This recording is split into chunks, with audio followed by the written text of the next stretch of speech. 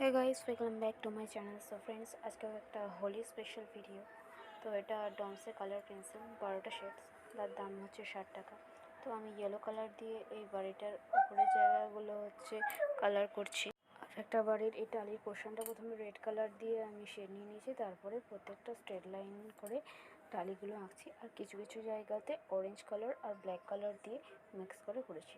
তারপরে আমি বাড়িটার এই জায়গাটা এখন কালার করছি, সেটা ব্রাউন কালার দিয়েছি আর ব্ল্যাক কালার দিয়ে আউটলাইনটা করে নিচ্ছি।